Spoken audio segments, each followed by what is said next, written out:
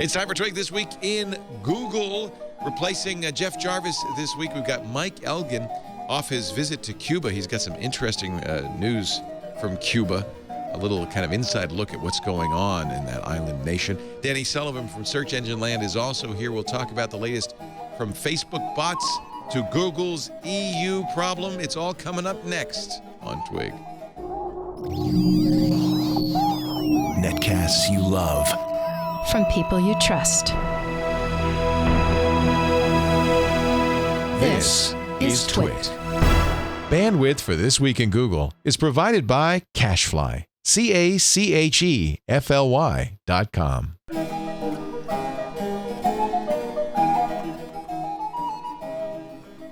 This is Twig This Week in Google, episode 349, recorded Wednesday, April 20th, 2016. The Weekly Packet. This Week in Google is brought to you by Headspace. Train your mind for a healthier, less stressed life. Download the free Headspace app and begin their Take 10 program for 10 days of guided meditation at headspace.com/twig. And by Automatic, the connected car company that improves your driving and integrates your car into your digital life. For more information, visit automatic.com/twit and enter the code TWIT to get 20% off your purchase. And by Harry's. For guys who want a great shave experience for a fraction of what you're paying now, go to harrys.com. For a limited time, new customers can get a free trial and pay just $3 for shipping by going to harrys.com/twig. It's time for Twig This Week in Google, the show where we get together and talk about whatever the hell we damn well want to. Mostly because there's so much good stuff to talk about that this is the last show I do of the week, and I realized this morning, oh, I get it. All the news stories that I couldn't do on Mac Break Weekly or Windows Weekly, we slide them down to This Week in Google. So it's Facebook, Google, the cloud, European Commission, whatever we can't fit in anywhere else. But this makes it fun. And, of course, Jeff Jarvis is the leader of the pack. He is joining us today from Germany, so no video from Jeff. We think the audio will be okay. And leader of the pack. It is late at night there. Yeah. And I think the latency is about 20 seconds, so I'm a little worried. But we'll do our best. Oh, Jesus. Jeff, by the way, is the new Dvorak. The first about 3 years of Twit, Dvorak was always the one coming in on some sort of bad line. There was one entire Twit where we couldn't hear him, so he would type into Messenger. You could try this, Jeff. And then I would read his responses on Google Messenger. Also with us from SearchEngineLand.com, Danny Sullivan, always a pleasure. Thanks for joining us from the Balboa Peninsula, which sounds exotic. Right. Indeed. But it's not. It's not. It's San Diego, basically. Yeah. Well, no, Orange County. Orange County. All right. Right between San Diego and Los Angeles, the Forgotten City. Midway. Area, yeah. And yes, ladies and gentlemen, Mike Elgan is on the road, but I'm so pleased to welcome him back to our microphones, as they used to say in the radio days. Where are you these days? The Yucatan Peninsula. We're all on a peninsula today. You're in the Petaluma Peninsula. I'm not. Yeah, I'm in the valley, the Petaluma Valley. But, hey, the Yucatan. Yeah, I'm in Cancun, Mexico. So you're on the east coast of Mexico. That's right. After a jaunt through Cuba. Spent a month in Cuba. So jealous. And that was really something, I tell you. You no stranger to Cuba. You'd stayed there before and had wonderful stories to tell. First of all, had it changed much? It's changed massively, actually. The internet is a major factor that is completely changed in Cuba now. Even though only a minority of people can get on it, there are these public Wi-Fi hotspots. Communist Party supplied Wi-Fi hotspots have existed for a year now. When I went in 2008, there were probably 3 or 4 Wi-Fi hotspots in the entire country, and they were all tourist hotels in Havana. And that's what I used back then to get online and do my work and so on. Nowadays, there's something like 60 Wi-Fi hotspots in the country. They're slow, super expensive, and sometimes hard to find. And some of the other cities around the country, there's literally one Wi-Fi hotspot in the entire city. So that's hard to imagine a modern country without ubiquitous internet. They use it as a means of control for now. The government is really concerned about rapid reorientation of the country to the global stage. So they've slowly liberalized. They've let people travel abroad. But this whole internet thing is something that's very scary. Now, the way that they do it now, part of it is a source of revenue for the government. It costs about $2.19 per hour to use the Wi-Fi. We spent about $300 on Wi-Fi in the month that we were there.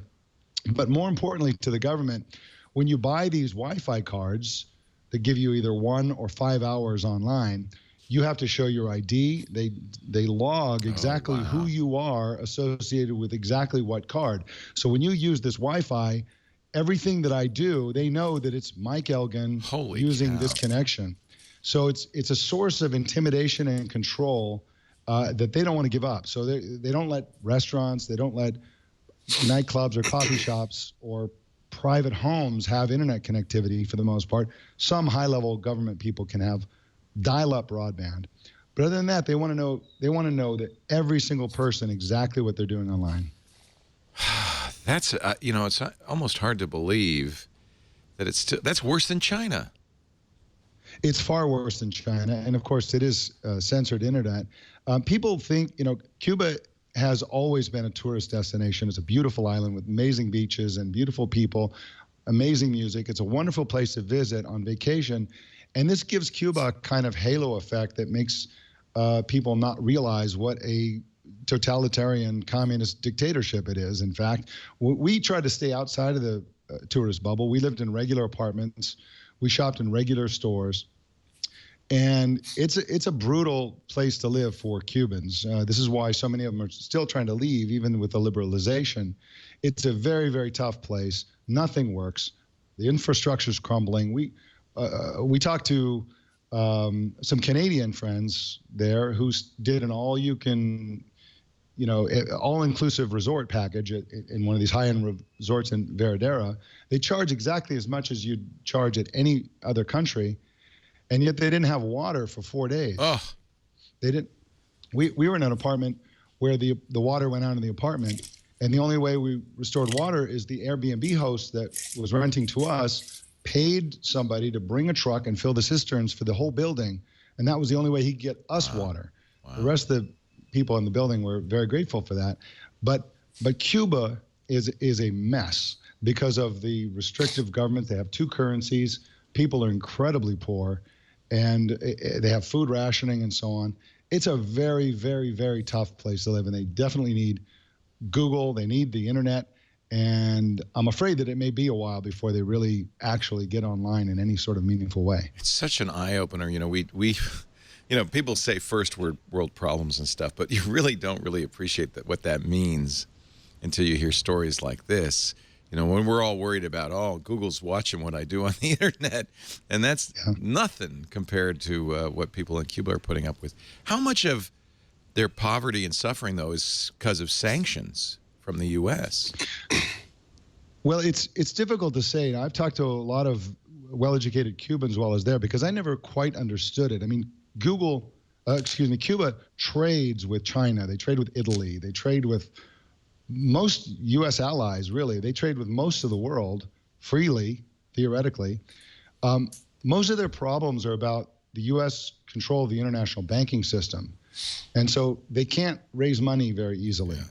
But my sense is that the vast majority of their economic problems are the result of the fact that most businesses are owned by the government.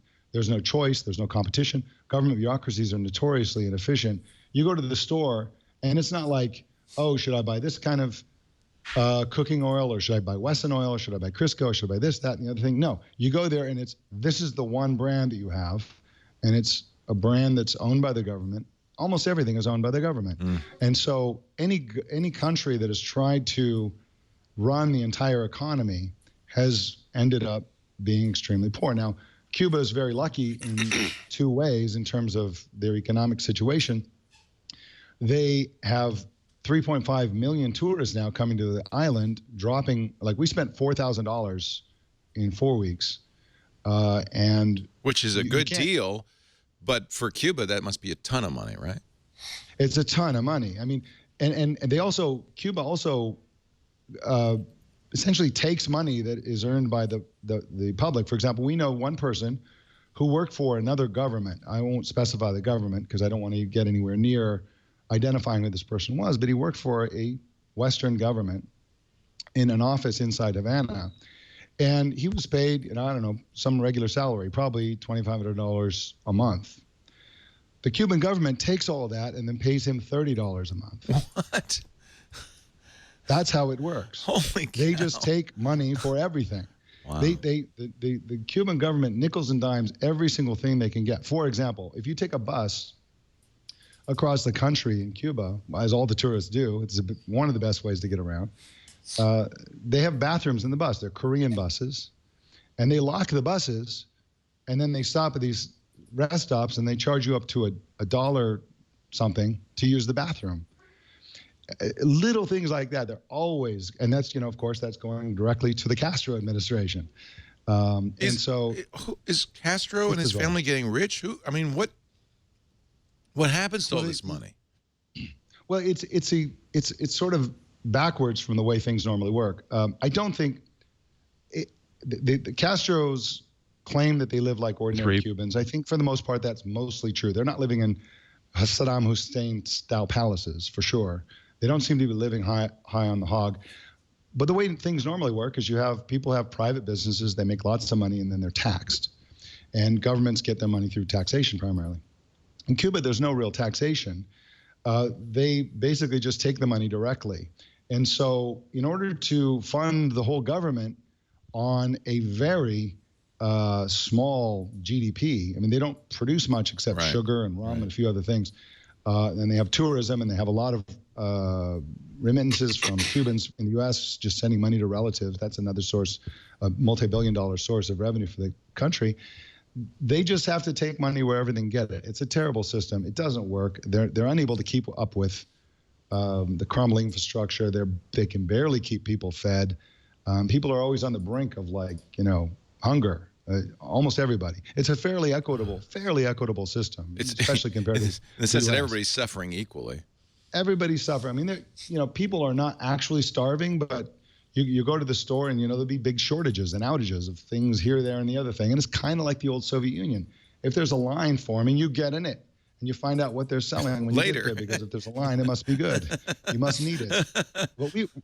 But you had this big surge in tourism. Was really interesting to see with Obama there, and lots of people from all over the world, including the U.S., but also Europe and Canada, all the usual suspects, came rushing into Cuba, and they just don't have the market mechanisms to respond to demand. So there are all these stories about how Cuba was running out of beer, and they were running out of water, and they're running out of these simple things purely through distribution and manufacturing, which in a capitalist economy, there are all kinds of mechanisms to satisfy that demand.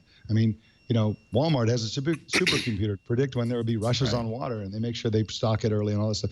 None of that stuff exists. They just run out of stuff. And so they even ran out of Wi-Fi cards. There was a couple of days right after Obama's visit where you couldn't use the internet because you couldn't buy the cards. It's not because they had a lack of capacity with the Wi-Fi. They physically didn't get the cards to the places that sold the cards. Wow. Weird stuff like that you just would never think of.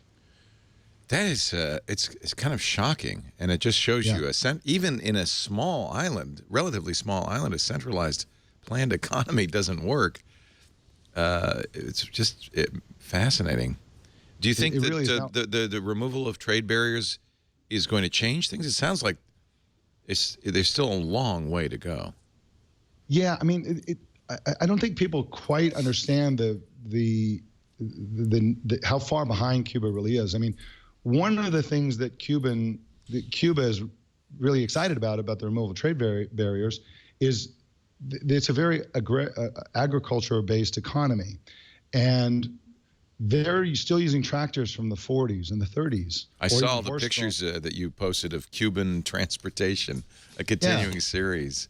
Yeah, amazing. So one of the first things that was sort of liberalized was there is a company in the United States that can actually provide parts for these ancient tractors, and the Cubans are super excited about that. They're not They can't even think about modern tractors. And if you think about tractors are amazingly high tech now. They're almost self-driving.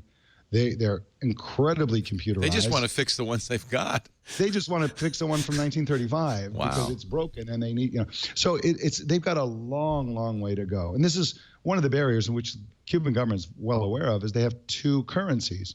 There's a currency for locals and then there's a currency for tourists. I did not know that. Yeah. My wife calls the one for locals the people's peso. It's not what it's called, but it's fun to call them peepees. And sometimes we had those, and we use those to buy things. And then if you're a tourist, you use CUCs, CUCs, and those are tied to the dollar and so on.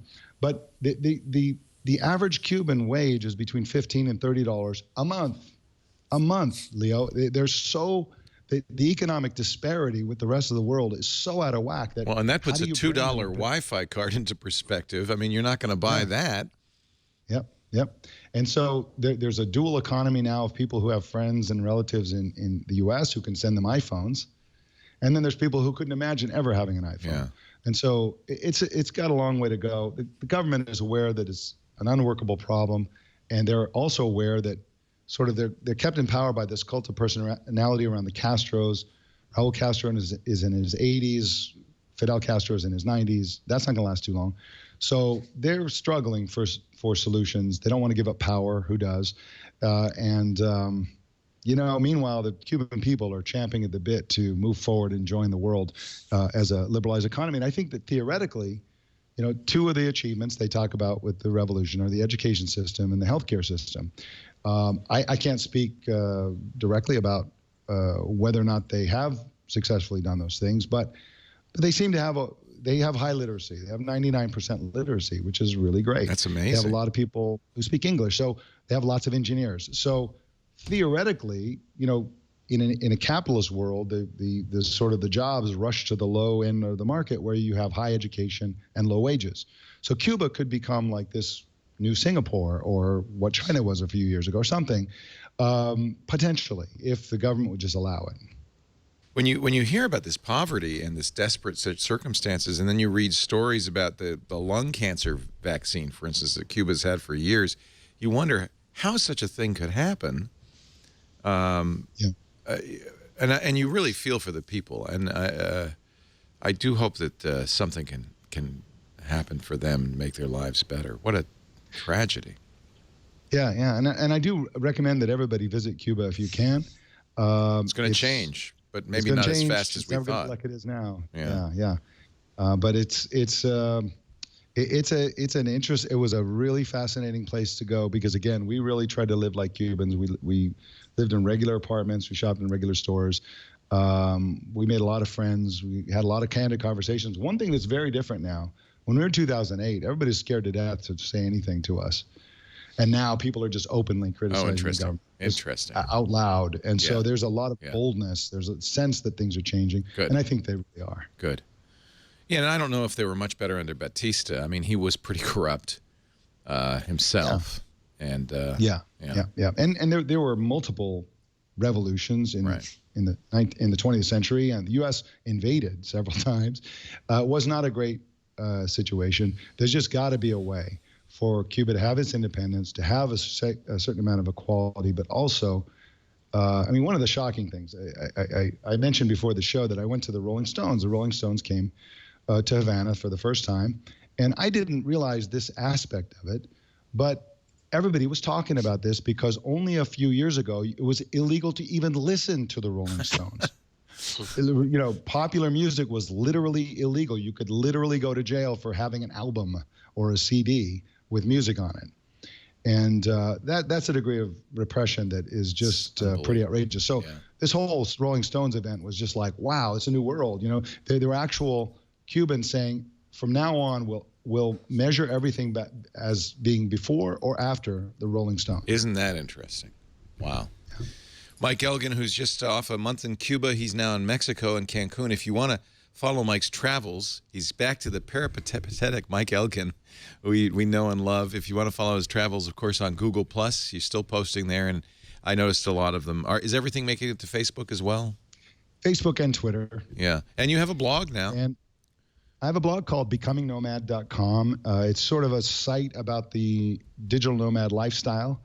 And it's a combination of observations, tips, things I've learned, things I've gone through. So it's more of a specific, narrow focus on the digital, living abroad as a digital nomad. Yeah. For anybody who's interested in that sort of thing. Must read and continue to follow Mike. And I'm hoping that you will continue to be places with some internet so we can get you on our shows. We missed having you. Although I hope so too. There's hot dogs, a staple apparently in Cuba. In our first Airbnb, that came with breakfast, and they were feeding us hot dogs every morning for breakfast. And it was kind of like, why are we having hot dogs every day? It's considered a legitimate meat or meat byproduct. It's a gourmet treat. Are you kidding? You can put anything in it. And, look at the cars, though. And, of course, while we think, oh, this is wonderful, they're keeping these beautiful cars, these vintage cars alive, this is what they have. This is it. Yeah. We're going to take a break. Danny, I thank you going. for being patient while we caught up with Mike's travels around the no world. worries at all. Isn't it fascinating, though? It's just I'd like to go there. It's always weird for me because, my wife's British and we lived in Britain for 12 years, and you would walk down the streets, and especially in Britain, going on holiday or vacation, such a big industry that, like, on the main street, there's always these tourism shops, and there's all these places you could go, and there'd always be things like trips to Cuba, and I'd always be like, what? I mean, because you couldn't go there if you're in the U.S. and you would realize, wow, everybody else is going over there. It's weird that we couldn't go to this island that was like, 90 miles next to us. So, yeah, it's all very exciting to see all the stuff that's happening. I really didn't realize the depth of poverty and repression that was going on there. I mean, it sounds almost as bad as North Korea. It sounds really horrific, and so I appreciate the update, Mike. And we will get back to matters of the internet. It feels so shallow to talk about the kinds of things we normally talk about. Whining about various minor inconveniences on the internet. When you hear about stories like that. My Wi-Fi didn't work yesterday. Yeah, gosh darn it! Cannot get a good Wi-Fi signal in the gym. Could the not jacuzzi. stream Mr. Robot. What was I supposed to do? You know what it always impresses me is the spirit of humanity to even through such a horrible, 50, 60 years, the human spirit survives and a beautiful people who have managed to survive in just very challenging circumstances. It kind of is encouraging. And one last thing, Leo, on Cuba, if I may, along those lines, the desire to have the internet is so strong in Cuba that one of the ways they get it is on a thumb drive. There's this type of business called the weekly packet. You subscribe to it. It costs a couple of bucks a week, and every week you get a new thumb drive. You give them the old thumb drive, they give you the new one. And on that thumb drive are Netflix movies, YouTube videos. Wow. There's a kind of Cuban Craigslist with listings on it. There's just a mishmash of the kinds of things people would get on the internet. It's like a slow offline internet, and it's very, very popular. It's the main way that people get internet content, even if they don't have the internet. Isn't that fascinating? A sneaker net. Yeah. People want the internet, and I don't blame them. I don't blame them. Yeah. House of Cards is very popular in Cuba. You're kidding. No. They get it on the little thumb drive. Every week there's a new episode. Wow. What is it? The weekly packet? The weekly packet. But who can afford it if it's that much? People are willing to pay it. I mean, it's a valuable link to the outside world. $8 a month is like a third of your income. It's like it's incredible. It's a lot. Our show is brought to you today by Headspace. Love Headspace, and I use it daily. It's on my phone. You can get it on an iPhone or an Android phone. Your mind, sometimes where the enemy is within, comes from within, it's fear and anger and stress and anxiety and waking up in the middle of the night. And it's hard to get through a night's sleep or a busy day, but you don't have to live this way. And it all starts with 10 minutes of guided meditation every day. And this comes from the amazing Andy Puttycombe. If you've not seen his TED Talk, you've got to watch it. He leads all the meditations, and I hear Andy in my head now, and it just, if I get a little stressed Andy just says something, and it just calms me down in my head. Headspace is meditation made simple. There are also thousands of scientific studies that show the positive effects like improving focus, relationship harmony, literally decreasing anxiety and stress. I started doing it. My physician said you have to manage the stress in your life. That's going to kill you. And this is a great solution. We can get you started with a 100% free Take 10 program, 10 meditation sessions. That's all it takes. 10 days of doing this, and I think you'll immediately see benefits and understand why now 5 million people, this is an amazing number, use Headspace on their computer, on their device, their tablet, their phone. I pump it through my Amazon Dot into my speakers and listen in the house. It's just great. Download the free Headspace app and take 10 days of guided meditation at headspace.com/twig. Train your mind for a healthier, less stressed life. Start your free trial today. Headspace.com/twig. Andy Puttycombe is a nice voice to have in your head. We should call the show the Weekly Packet, says WD Mark PC. He says, you guys talk about so much. I like that. Maybe we should rename it. Instead of This Week in Google, the Weekly Packet. There is a lot of Google news, particularly this morning, the news that the EU has finally ended their year-long investigation, their antitrust investigation, and charged, I don't know what this means exactly, if they've charged them or whatever, but Google has 12 weeks to respond to the statement of objections. The commission says that with 90% market share, by the way, that's significantly more than here in the States, right, Danny? It's what is it in the States, 60, 70%? For search market share? Google search market share, yeah. Yeah, and it's estimated to be around 60 to 70%. Why is it 90% in Europe? Because Microsoft's not even trying. Yeah. I mean, they're literally not even trying. If you go over there and you try to use a version of Bing, they usually don't have the latest features that have been added to it, or the country-specific stuff is not even there. And, the French search engines that were supposed to get funding and challenge Google didn't. And so, it's just become de facto because there's just no one really doing that, with the exception of Russia, which is in the EU, of course. But that's really been it. They just wiped out the competition, and it was much harder for anybody to challenge. Yahoo, which in the US was a counter to Google for a very long period of time, had been weaker in Europe as well. And each individual market's smaller too, right? So it's like, you're going to fight it out in France or Germany or the UK and so on. So. But this is how Microsoft is fighting it.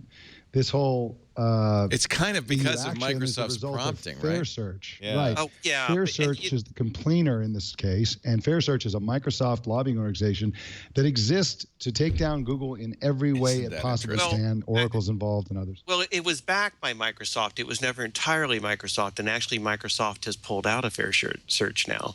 I didn't know that. Yeah, they're not. They apparently are not, and I think. Well, their job is done. Exactly. I mean, there's no doubt that Microsoft helped make this happen. And in some ways, it's sort of like turnabout is fair play, because in 2009, Google was really hammering away, and before that, about Microsoft and Internet Explorer. And you're so dominant on the you're so dominant on the desktop that you shouldn't be able to let people choose what their browser is or their search. And that's the reason why. And I think it still runs to this day that in the EU, a Windows computer will ask you to pick your search provider when you turn it on and it starts up.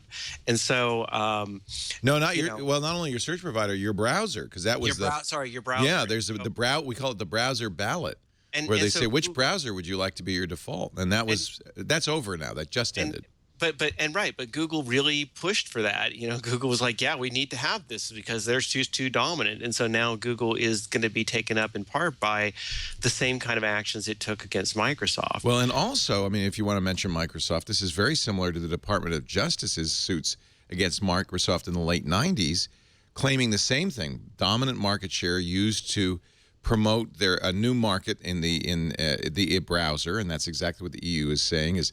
Because Google has market share of 90%, they are using their position in search to force people to use Google in the Android operating system, force Google is the default search in the Android operating system. The Play Store accounts for 90% of apps downloaded on Android devices. So manufacturers have to, for commercial reasons, pre-install the Play Store. And for that reason, Android users are less likely to use other stores. So the commission... although that's confusing, right? Because that's part of what... It's called success, if you ask me. Well, they say it's 90% of Android devices, but are they talking about Android devices, or are they talking about Android open source project devices? And when they say Android in that instance to say 90%, they're saying they probably the mean licensed both. Android devices. Oh, really? Oh, interesting. No, they probably mean both, because you're not going to be a licensed Android device without having Google Play on it. It's part of the licensing process. The commission seeks to ensure, they say, that manufacturers are free to choose which apps they pre-install on their devices. Although, just as with Microsoft, consumer choice has always existed. But it's the tyranny of the default, because Google search is the default, Google browser is the default. Although interestingly here, it's like, I could just go on a rant about this whole thing. Go ahead. Do it, Danny. Do it. So, first of all, we have to start off like, there's no question Google is dominant in search, all right? And so Google is vulnerable and has already had actions against it in search because it has such a dominance. And you can do the arguments of like, well, other people do different things or whatever, but it's widely accepted that when you have dominance in a particular market, if you have a monopoly, it's not necessarily illegal to have the monopoly, but it's that you may have special circumstances that you have to follow to ensure that there's competition. So Google at 90% in search is already vulnerable in Europe that it needs to do special things. And certainly the EU ruled that when it came to regular search. But then they start trying to go into, well, now how can we try to somehow curtail them in search when it comes to Android? And so they do this bizarre thing of saying, well, they have like 90% of the licensed mobile operating system market. And it's like, what? Like 90, you don't pay Google, unless I'm missed it somewhere, you don't pay Google a licensing fee. Google doesn't make money directly off of you becoming an Android provider. And anybody could be a licensed thing, but they've provided Android and said, here's this platform, you want to use it, you can use it. You want to actually call it Android as a trademark, then it's going to be licensed Android and you have to install all this Google stuff. But still, you don't have to do it. You can go out and buy your own thing. But so this product that no one actually has to buy, suddenly they say, well, you have a monopoly of this free product people use, so now we want to restrict it more because manufacturers should be able to do what they want, right?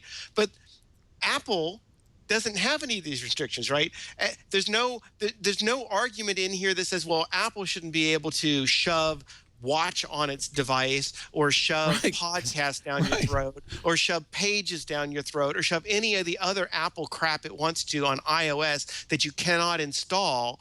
Because apparently, if you're the manufacturer of a device, you can do whatever the hell you want. But if you are this bizarre majority licensee of this third-party thing that we don't even make money off of and nobody has to use it, but they decide to use it anyway because they're too lazy to build their Cyanogen or whatever the hell you want to call it type of operating system and do it, well, then we're going to say, well, no, that's bad because pre-bundling is bad because manufacturers should be able to do what they want, because manufacturers may want to shove their own crap down somebody's throat rather than yours crap down the throat, even though they didn't build the thing. So we're going to do But wait this. a minute, and I agree with you, but I'm going to but wait a minute, because one of the things the commissioner is saying is that when you and consumers want it, pre-install Google's proprietary apps on your version of Android, as part of the licensing agreement, Google says you have to sign an anti-fragmentation agreement and commit not to sell devices running on Android forks. You can't sell AOSP if you're going to sell a licensed version. So Samsung can't do both a Google Play Store version and then one without. By the way, Amazon does, because they call it their anti-fragmentation agreement. The EU says, well, that's proof that Google's forcing manufacturers into using its market share and demand from consumers into its proprietary corner. Right. Which, it's but I agree with you, because Google did the right thing, which was they made an open source operating system that anybody could use. They offered Google services as you know, a come on. Maybe they should drop this anti-fragmentation agreement. I think that is kind of there's a lot of things that they could do. I mean, I agree with you on the when they started doing that, because a lot of this is coming back to haunt Google for its own two-faced talking on Android. First, Android's open source and anybody can use it. Then it turns out Android is not open source, anybody can use it. Android, if you want to call it Android, means you have to do all this licensing stuff to get the Android trademark. Otherwise, you can't call it Android, which is why Apple stuff does not call, which is why the Amazon devices don't call themselves Android, because they're not Android. You know, now Kindle is not Kindle is not it's Android. Android under the surface. We know that, but it's not Android. Right. Branded Android. So they started doing this stuff where it was like, well, everybody should get together because open is always good, because that's Google's go-to thing whenever they're behind on something. Well, we'll declare it open. But let me defend them. Open's a better thing. But then once they get the dominance in an area, open is no longer open anymore. And now we're in this bizarre world where, well, Android is open, but it's not open because we do this licensing, but you don't have to do it. You can do this stuff over here. So on the one hand, they've confused it. On the other hand, the EU is coming back being just as confusing with the whole thing. And, you know. And by the time this is all resolved, it'll be probably moot as it was with Microsoft. Yeah. And you have this, and then you have this stupid browser ballot for 10 more years. It just confuses the hell out of people and serves no real purpose. Well, and that's exciting too, because let's just jump ahead and talk about, all right, let's say you come up with your solution, and the solution, the main thing that they're pushing here is they don't like search being shoved down. They don't like Google search being shoved through Android, right? That's been the main thing that they put in here. So let's do a ballot box of search providers you have to have in the EU. Okay, nobody wants that. But let's. What is the choice? Bing. Your choice will be Yahoo, Google, Bing. And Bing. Well, in France, they want right? to mandate. That's right. France has their own, don't they, Mike? Yeah, France wants to mandate, in addition to alternatives to Google, that you have a French search engine. In other news, there's a French search engine. Yeah, well, and it's not here's the thing: France did have a French search engine, and it was called name that I can't remember, but it was a homegrown search engine. They ended up letting it sold to AOL. I'll see if I can find the name with it from there. So, but even if you do that search engine, there's an excellent chance that some of these other search engines will end up being powered by Google. Yeah. Right? Yeah, like, DuckDuckGo, it's still Google, right? Yeah. Is DuckDuckGo Google, or is it a hodgepodge of other stuff? DuckDuckGo, I think it's Google. I think is Bing, actually. Oh, it's Bing? But a sanitized, whatever it is, it's a sanitized version, so there's no information about your searches fed back to the origin. Because they don't have their own crawler yet. They say they're working on one. And that's the thing when you start changing around search engines. By the way, the French search engine, the French private search engine is Quant, and I think they actually do. That's right. I think they actually do run their own crawling, because I remember talking with one of the principals on it last year when I was out in France. So, but here's the real problem: nobody wants anything but Google, because Google's is better than all these alternatives. So the customers, especially in Europe. Yeah. The European public loves Google more than any other public. That's why they have 90% market share. That's right. Yeah. I mean, it'll give some of these other providers a better chance, and it'll give them maybe the ability to actually make a serious go of it if they really wanted to, because right now, why would you? I mean, seriously, why would you think I'm going to try to compete with Google? Because to build up that kind of an infrastructure that you need to crawl the web as the core part of competing with them is difficult. And then to try to capture the market share, like you need some degree of market share to go with it, right? So this kind of thing could benefit some of those companies, and it might not be bad. I mean, it's nice to have competition in search. It's nice to have Google feel like there's things that they need to be stepped up. And so, going back to, the idea that there's a 90% thing, they probably could have just said enough that you have a 90% share and we're going to impose this on Android anyway, right? Yeah. But when they come in with all this other bizarre stuff, like, and of course, you're the dominant third-party licensing provider, and you're like, what? You didn't even need to do that. And then your argument is just weird. Here's Quant, by the way. You can use Quant, QWANT.com. You can use it in the United States. They show you hot trends: Donald Trump, Elizabeth II, IHOP, and Chrissy Teigen's bust line. Let's search for something. Let's search for what should we search for? Mike Elgan. Let's see if they know about you. Yeah. Look at. Is that you, Mike, in the sailor suit? That's a picture of my dad. Where did they get that? It's my dad in the Navy. But at least, you know what? It did a good job. It found a lot of Mike Elgan. Your food and technology podcast, articles by Mike Elgan on Computer World, Facebook, LinkedIn. Pretty good job. I'm switching. Huh? I'm switching. You're well known in France. Here's videos. Look at that. Oh, there's one. Mostly twit stuff. It's all twit stuff. Well, you don't do videos, right? Let's see. Danny Sullivan. I mean, I guess you could. I mean, I just don't see a lot of people wanting to use Quant, even in France, probably, right? There you are. Oh, of course, I found the race car driver. Mm-hmm. But you're mixed in with a race car driver. Just had his anniversary. Did he really? Well, they had some F1. I know this because people were congratulating me on Twitter.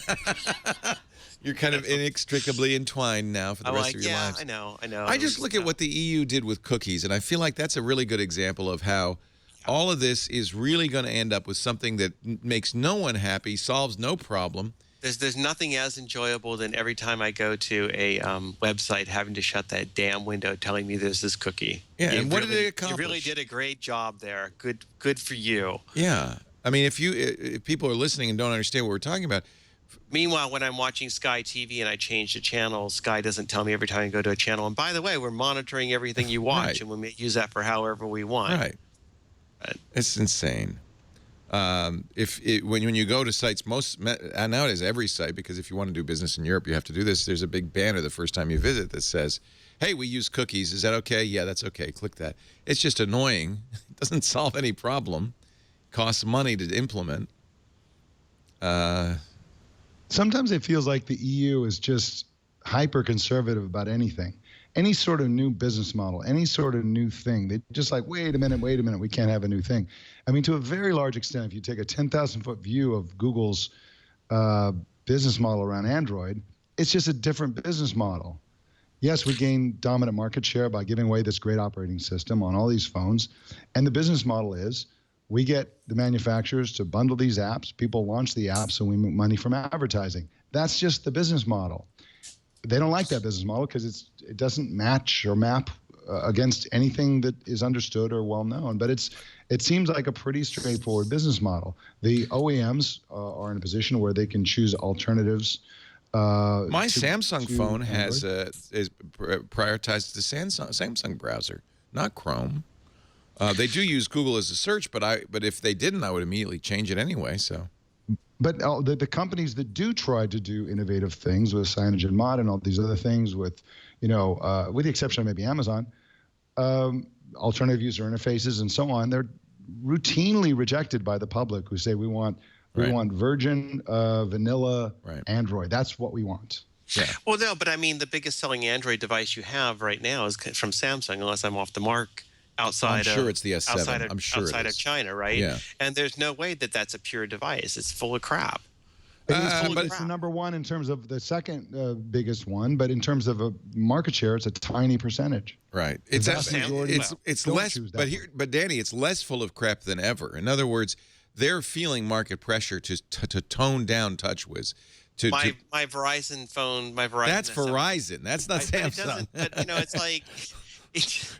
I agree with you on that. Verizon loads it up with crap. My Verizon iPhone does not have that crap on it. No, well, Apple had some remarkable market clout that probably has dwindled somewhat. But I do think that I do think it's very easy to be in the U.S. and just go, oh, those Europeans are crazy. They just hate all innovation, blah, blah, blah, blah, blah.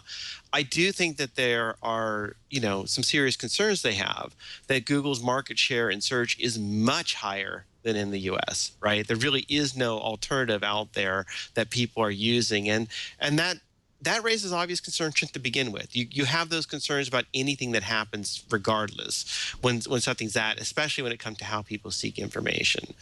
Yeah. That's true. I mean, Facebook had to say, despite what Mark Zuckerberg said at F8 against Donald Trump, we're not going to try to throw the election. And the fact that they had to say that shows that people are aware of the clout that Facebook and Google, the dominant players, have. So I But think you have. are I they think you have that. democratic? I mean, Well, how long the before Facebook does European decide they public wants Google. Right. And the fact that Google is far less dominant in other regions, other countries, proves that if they wanted alternatives, they would choose those alternatives. Those alternatives are freely available. A lot of the European countries and people do want Google, but I think that you actually have a significant number of people in Europe. I'm not saying the majority, but I think a significant number of people who have serious concerns about the only search tool that I have is this thing that I have concerns about what's going on with my privacy and my tracking, and it's tied into my phone. And maybe I don't want to use Google, but how do I get to a good alternative to that? Because I think the privacy concerns in the EU are much higher, in public concerns. And then I think you have to add on top of the fact that there's a political aspect to this, both among people and among the politicians that are reacting to it or leading it, which is, Google's an American company. And you've got this American company with this big, huge dominance that's out there. And do we like that? That it's that. And I think if you flipped it around and if you were told that the largest search engine in America was owned by China and a Chinese company, you might have some people who would have concerns about it or being worried about it and might be thinking, well, maybe there's other things maybe we need to address this, and maybe we need to address it on the antitrust ground type of things. And then there's no doubt that there's going to be politicians that see this as a way for them to score. They don't, sorry, but, European politicians are any different than American politicians, where sometimes they're doing stuff because they think it's the right thing to do, and sometimes they're doing stuff because it's the right thing for them to score a big victory in what they're doing. Yeah. So, it's kind of messy, but I don't think you can entirely dismiss what the EU is doing as it's just all ridiculous. I think they've got some serious concerns, especially with some of these licensing agreements that Google ties into Android. But I do think some of the other stuff and how they try to position it seems to be very laughable. And I guess that's what concerns me the most is that do you really think it's an issue that manufacturers should be able to put whatever they want on their phones? Or is it really that your concern is that when manufacturers can't put what they want, that doesn't help users, which in turn helps competition? And then if that's the concern, then really what you ought to be doing is addressing default installations on any device. Like, I'd be cheering from the roof if the EU said right now, do you know what? Nobody who makes a cell phone can force you to have applications stay on that phone. Oh, yeah, there you go. The consumer has a right to uninstall and pick and choose and put whatever they want on it. And moreover, you need to make it really clear when you tell somebody that you're going to set something as a default why you're doing it. So if Apple wants to make sure that Spotlight is by default going over to Bing, you understand that. And in addition to that, you understand that they're doing it because they're getting paid a crap load of money to make it happen. That's one of the things I actually wrote to the FTC here in the U.S. about 3 years ago. I sent a formal letter saying, we have these deals in the U.S., they happen, and the consumers have no idea why they're happening and who's paying whom for what's going on, and maybe you ought to be looking at how that kind of disclosure happens, but they don't care. So, one of the dimension to this that I think bears pointing out is that it feels oftentimes like the EU is always complaining about American tech companies. But the reality is that it's mostly American tech companies complaining to the EU, who then respond to those American companies by going after the other American companies. That's mostly the dynamic in all of these stories. You're just a pawn in your game. Well, there's some merit to what the EU says, and I think Google's smartest thing Google could do at this point would be to respond, to attempt to settle. They have a few weeks to do so. I think 4 months, 3 or 4 months to do that. And of course, what their response has been, the UC Davis strategy, as Danny Sullivan called it, to release a bunch of news today so that it would be buried in the Google search results. But I mean, they might just decide to drag it out as long as they can, because as you say, the longer you drag it out, the more that by the time you get to a requirement in the settlement, the more it may not make any difference. Right. Exactly. Hey, what happened? By the way, we've lost Jeff Jarvis. He had to bow out because the quality was connection in Germany was so bad that he couldn't weigh in. He'd have to respond 30 seconds later, and that wasn't going to work. But I'm really glad we still have Mike in Mexico, in Cancun, and Danny Sullivan from Orange County. What's the story with the Google Transparency Report? Because yesterday when I went to the safe browsing site status and searched for google.com, it said somewhat dangerous. Now it's not dangerous. Talk about transparency. Did they just change their settings, or was it a mistake when they said they were somewhat dangerous? You know, my guess it was some kind of a glitch. I mean, you remember once Google blocked, God, I think in Google's search results, they blocked all of Google or something. And for a period, remember there was that period of time when suddenly everybody had to use Yahoo, and they had this big spike off of it. So, you know, glitches happen. These things happen. It must have been a little embarrassing. I don't think they went through and deliberately said, "Oh, we're bad. Just go change it." Or we're not bad. I suspect that if there was something that was wrong, they figured out what it was and then tried to fix it. Well, and it does say some pages on this website. Well, it's the actual site safety details don't appear to have changed. Some pages on this website install malware on visitors' computers. That's because it's a search engine. So you may search to sites that do that. Some pages on this website redirect visitors to dangerous websites, including Google Groups. Dangerous websites have been sending visitors to this website. So people link to google.com, and that's considered a black mark. So none of that has changed, just the overall status, which is now not dangerous from somewhat dangerous. So I think there's a little status. Oh, they're not dangerous, yeah. Yeah, not mostly harmless would be nice. It was 2009. I've got the TechCrunch article. We had one as well, but it was like Google flags whole internet as malware. So it was not like far wrong. Whenever you searched on Google, every site on Google was I remember saying, that. this may harm your computer. And it really helped Yahoo that day. They got a significant rise. So yeah, stuff happens. Again, not far wrong. I think the internet is really much a malware haven. I think we can move on to less controversial topics, new things. Well, unless you want to say, if you want to talk about the article, why I won't live in Google Alphabet's tech utopia. Because it doesn't exist yet, and even if it did exist, you don't even know what would be in it. This is based on that weird article that Alphabet wants to build a city. You felt like you should write a clickbait article anyway, so. So this is clickbait based on clickbait. Also, why I will not live in heaven? Next. Although, to be honest, if Google Alphabet did build a city, I would move into it in a heartbeat. Right? Well, who wouldn't want to?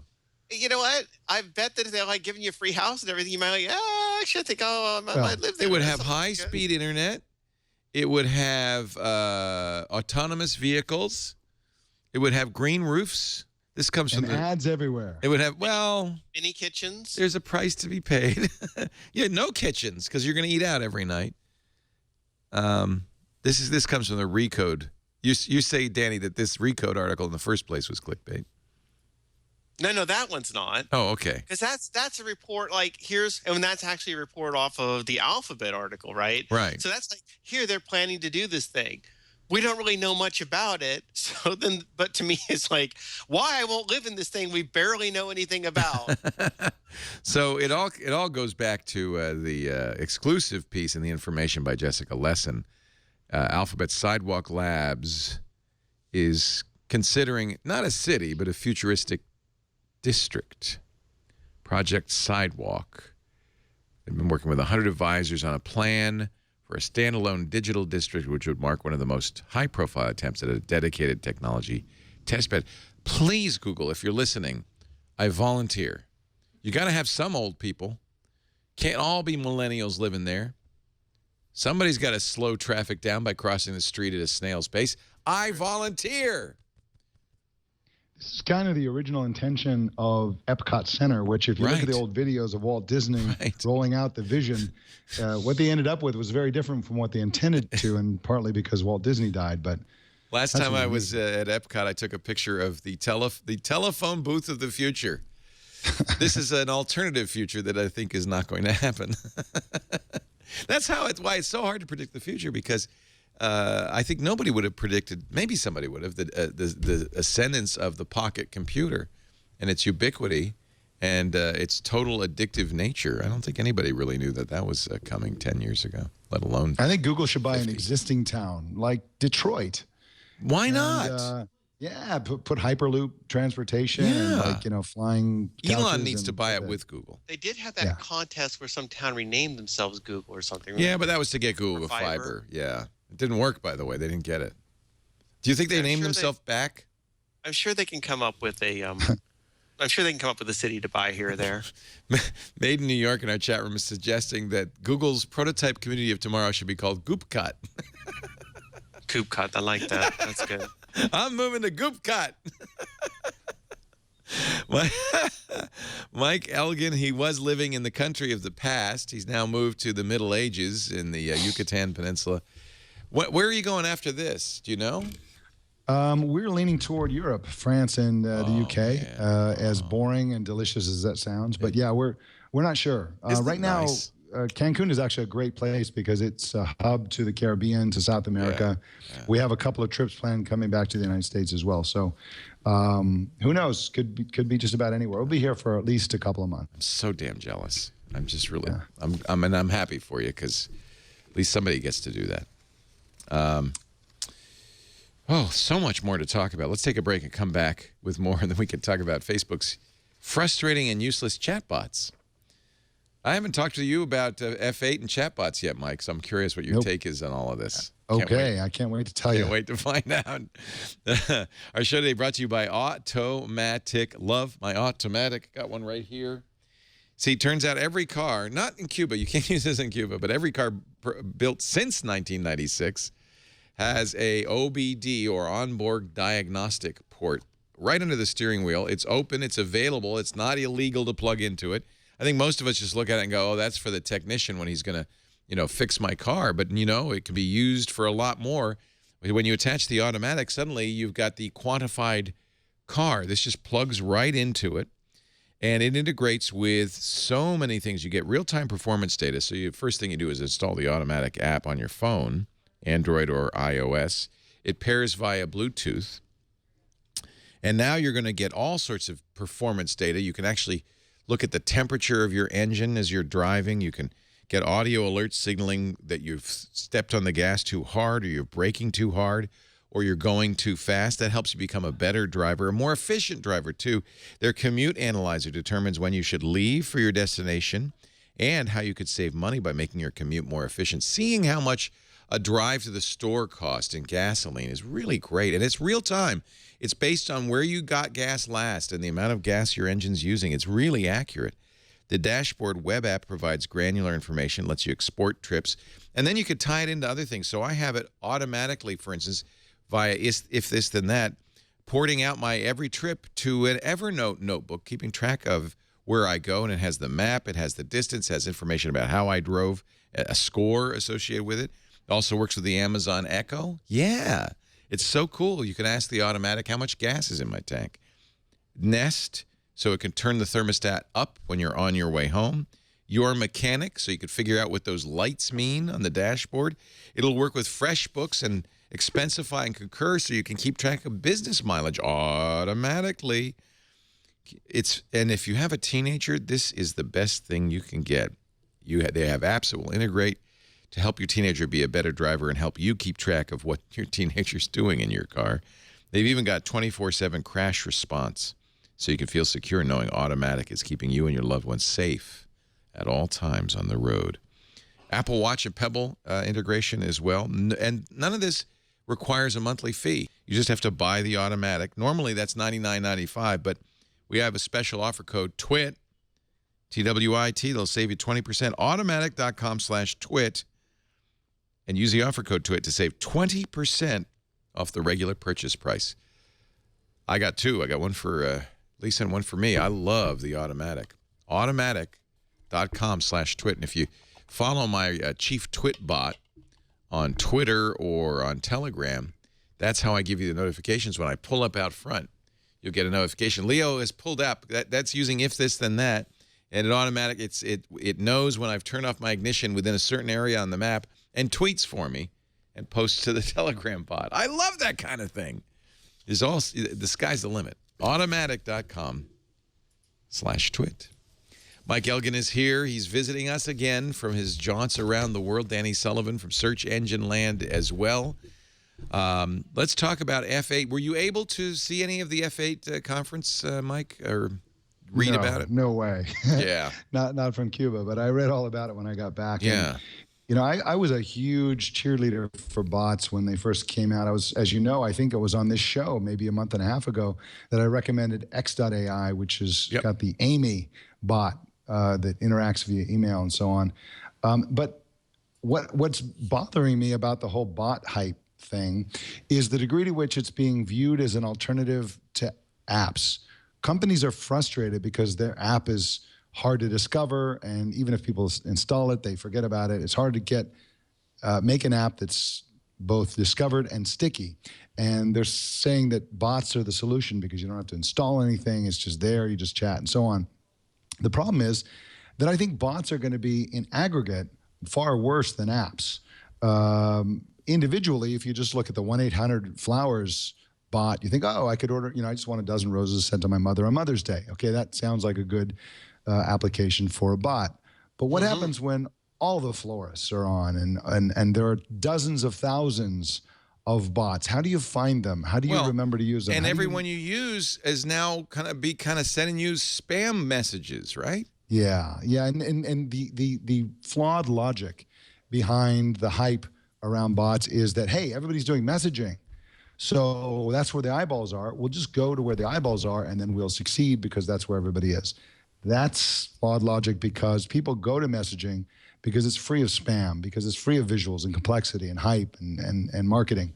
And once that starts being asserted on the chat platforms and the messaging apps, if users can't do anything about it, they'll just wander away to some other medium. It'll ruin messaging as a friendly medium. I just don't see how bots are going to, it's essentially going back to a command line interface. You have to know the command to launch the right there's kind buttons. of bot. Bots have buttons so that I mean, the buttons are going to be critical. But I have to say, I had the CNN bot on for a while, and I turned it off. It just was annoying. There's a great article, Katie Natopoulos writing in BuzzFeed, 6 things that definitely sucked about Facebook's new shopping bot. She just wanted some shoes, and it kept trying to upsell her. She said it was kind of like that annoying salesperson who's saying, oh, you look great in this. She said, I want sneakers under $100. It offered her $500 sneakers. And it just, I mean, it goes, these are a bit more expensive at $120, but I think they're really great for summer. It even said things like, I think this is really, really a great looking shoe. And she's saying, who? Who? A bot? How do you know? Do you have feet? The whole thing is really annoying. No customer reviews. And if she says, I asked the bot to tell me the customer rating for a pair of sunglasses, they replied, they don't have reviews yet, but, quote, we hear good things. From whom, I might ask? From whom? Your bot friends? And furthermore, you have to enter your credit card. It doesn't, I guess for reasonable reasons, it doesn't save your Facebook, even though Facebook knows all sorts of things, including if you've signed up for things like the Facebook Pay feature and messaging your credit card. That won't use it, though. So you have to, this is a good interface, manually enter your credit card number into the messaging. That's gonna go well. So I'm more positive. Although first I have to say, Leo, that was such a good pitch. I just ordered one of those automatic things. Did you? They're go. Oh, you're gonna love it. They're so cool. You're going on, and I'm going. That sounds fantastic. Oh, it is. Ads. So, Will they never stop working? Has to be that's a great pitch. Thank you. Thank you very much. Stay tuned. I'll have other things for you to buy later. So on the bot thing, I was Mr. Dubious about this whole thing. And I totally agree with Mike. And I do feel that there's so much hype and this idea that that the bots are going to replace apps is going to work just as well as the way that the apps replaced the web, which of course they didn't. And in reality, I think that these are all layered. Sometimes using the mobile web is going to make sense for you, and you're going to continue to do it, and it's great. And sometimes using an app is going to make sense, and it's you're dealing with one person enough that you're like, yeah, like for my gym, if I could book a training session or whatever, they've got a great app. It's really easy. I use that rather than try to call them or go online or whatever because the app is great. So I'm going to use their app. But I think that the bots have a place, and that there are things that they can do. And I did my own article, and it was like how I sent flowers to Mark Zuckerberg using a bot. Wow, that's right. I was supposed to ask you about that. You did that during the speech. Well, no, it wasn't during this time. I wish it was that good. Oh, No, okay. actually afterwards, I was at F8, and afterwards I wandered around, looked at different things, and I sat down. I thought, all right, I've heard a lot about bots over the past 4 months or so, but I've never really kind of interacted with one because I don't use messaging much, and there hasn't been that many of them. So let me go try one of these things out. So I, for whatever reason, I started off with the flower bot. This is 1-800-Flowers one, and I came away with the believer. Like, that bot is so good that when Mother's Day comes around, I will use it to buy the flowers because it was actually a better experience than going to the website, which I have done before. It was very easy. And one of the nicest things about it was, like, you can complain about putting in your your credit card number or whatever, but like, I needed to send the flowers and I couldn't remember the whole address. And as I was going through it, I thought, well, let me pretend to send flowers to Mark. Why not? Because let's see how this whole thing works. And so it was like, well, what's the address? And I'm like, well, I know it's one hacker way, but I don't know the rest. I put that in, and it's like, do you mean one hacker way, Menlo Park, California, 92, whatever. I'm like, yeah. And then it gave me a selection of flowers. And as you'll see, if you've read my article, like, they weren't exactly what I was looking for. Like, I didn't really want to send them love and romance flowers. But, I found something that was, like, that works, and it's a good price range, and there was enough selections for what I needed to do. And it wasn't going to be anything that great if I'd gone to the website as well. And it was like a 5-minute process. And because I wasn't on the web, and even if it was on a mobile web or an app, you're still sometimes like, okay, I got to put it in here. And, to entering my credit card number, it saved it. It went through pretty straightforward. I was a believer. And in fact, after I sent the flowers to Mark, and then I wrote the article about, and I posted the article, 2 minutes later, my wife was like, yeah, I like flowers if you're sending them to Mark. So I went back and I sent her flowers. Actually, sent her like strawberries more than flowers. But I did it again, and I did it all from the chatbot, and it worked great. And so, like I said, Mother's Day will roll around. So I think that for certain instances, you might find that these things are useful. Now, I'm totally with a lot of these things. I went back and played with that same shopping app, and it was like, yeah, it was a miserable experience. I mean, and it made I guess we have to acknowledge, just as with any other technology, it's early days, and so it's a mixed bag, right? And some things will work. The Poncho, Poncho is so annoying. Yeah, and I think Facebook kind of did themselves a disservice because they really wanted to make this a big announcement. Yeah. And when you go in and, if you go into your phone and you're in Messenger now and you start to do a search for stuff, it's offering these five chatbots, only one of which I found worked really well. Yeah, CNN was terrible. Poncho, Hi Poncho, the weather bot, is singularly annoying. I mean, it's almost as if you pick. So, in fact, there's a great article. This is in Gizmodo by Darren Orff, in which he does some screenshots, if you don't want to turn on Poncho, at how annoying Poncho can be. Do I need a jacket? Yep, it's chilly. Sunglasses? Sorry, I was trying to charge my phone. What are you trying to say? When you turn on your phone and it's like, here's the weather. Yeah, you can see the weather. Instead of getting this really annoying hipster, your future's so bright, gotta wear shades. What about an umbrella? Excuse me? Do I need an umbrella? And then, what's the weather like this weekend? Are you on a boat? Because I was not able to find any results for that location. What's the weather like in Brooklyn this weekend? He finally gave up and said, I'll tell you where I am. The weather in Brooklyn, New York, is 46 degrees and clear. This weekend? Excusez-moi? Weekend. Sorry, dozed off for a second. What were you saying? Like, you don't want that in your phone. I got family members like that. I don't need to sign up for a bot. But this points to the three things that are going to make bots amazing. And unfortunately, these three things are 5 years away.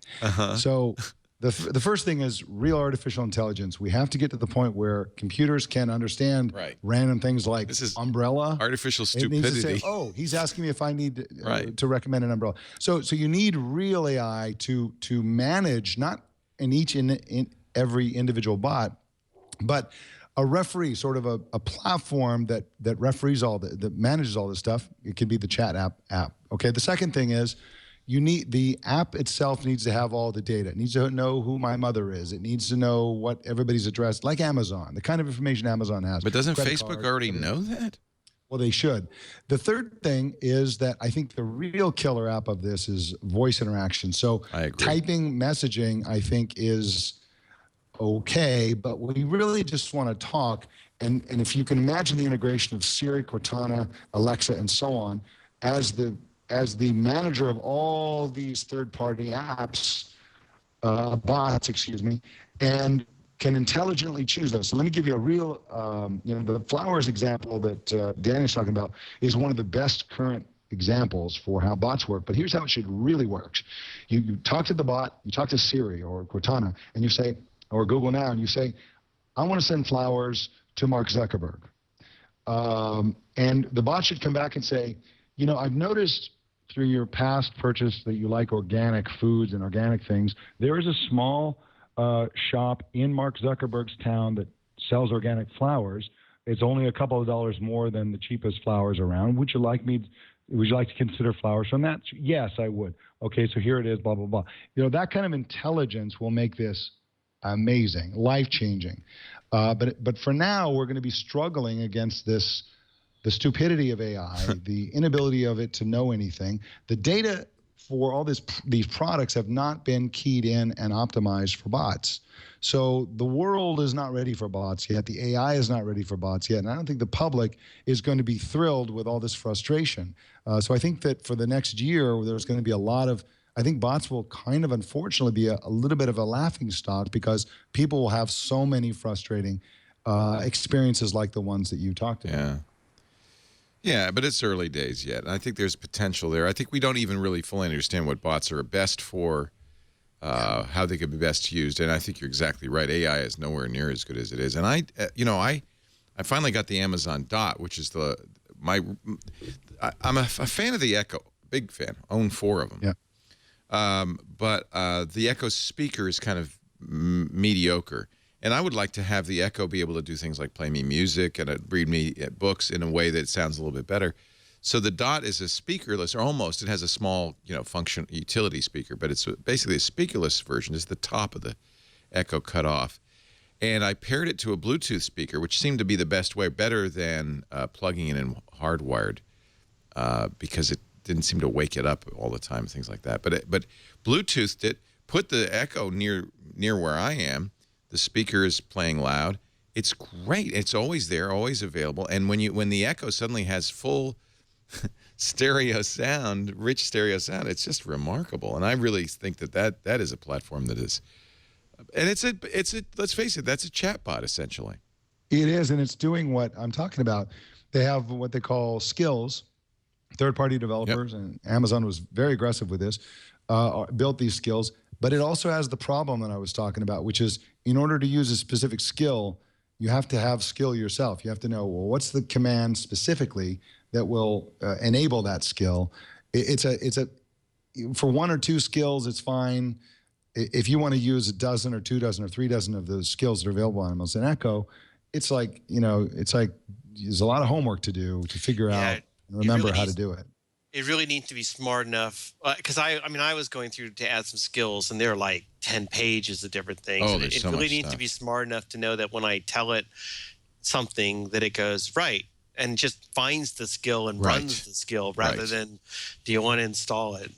I think so that'll happen. If I say Alexa fart, I need it to just immediately fart. Would you like me to install the fart skill?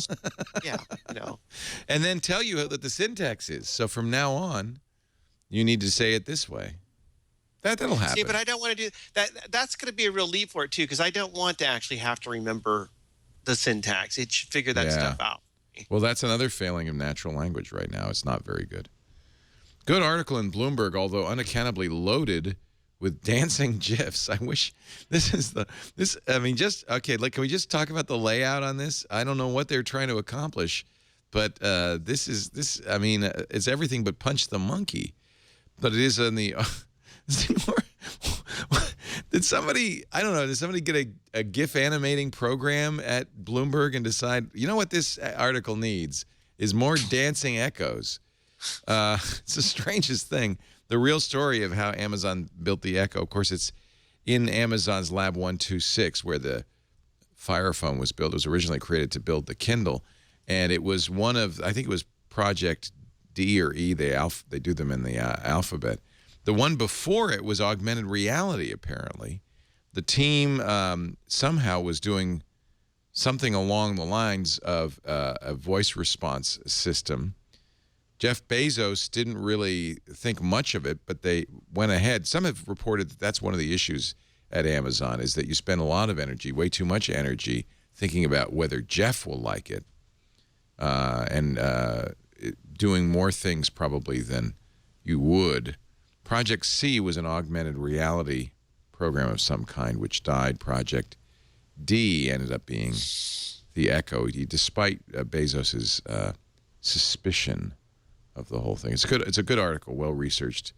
If you can ignore it, I think this is a good one for Pocket. Just put it in Pocket or Readability, and you won't see the animated. Well, one little bit of trivia that I didn't know, and I thought I knew everything about Amazon and Lab 126, was that 126 is a reference to the alphabet, 1 representing the letter A and 26 representing the letter Z. And I thought, I always wondered what that 126 was all about. They also talked about the name and the wake up, because apparently Bezos wanted it to be Amazon, and his engineers were saying, you can't, because it'll wake up all the time. People say Amazon a lot on TV, everywhere, sometimes not even referring to us.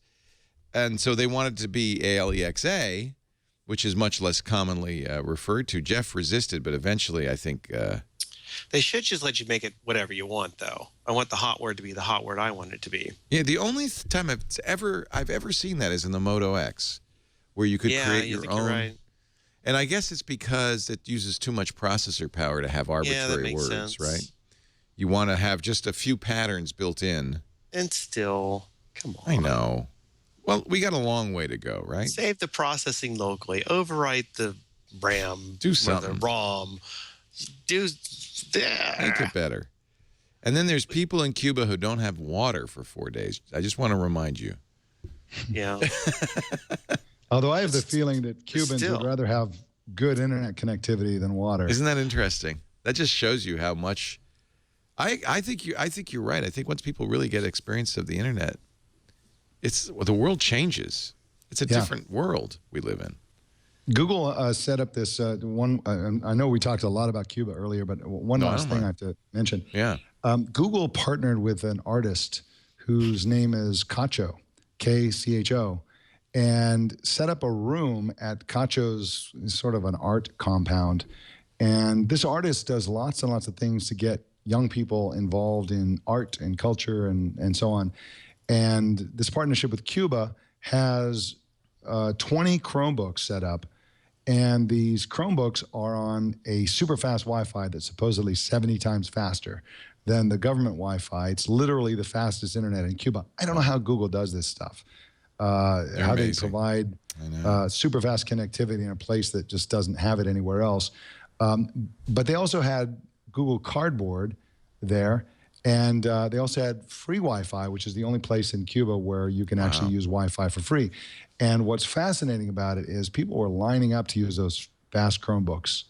Nobody was paying attention to Cardboard, because Cardboard, I'm sure they all tried it. Oh, this is really neat. They really just want to get online. And man, you get 1 hour with this fast Wi-Fi, and people were just locked into these screens for that hour. It was really something to see. They are so hungry for good internet. Okay, we really take it for granted, don't we? Yeah.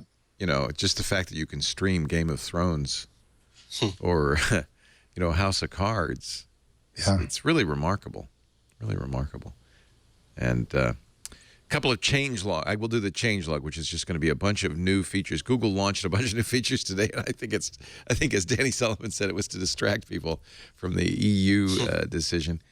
Google Play Music now, of course, has podcast support. It's on Android. It's on the web. We are on it. We are a big part of it.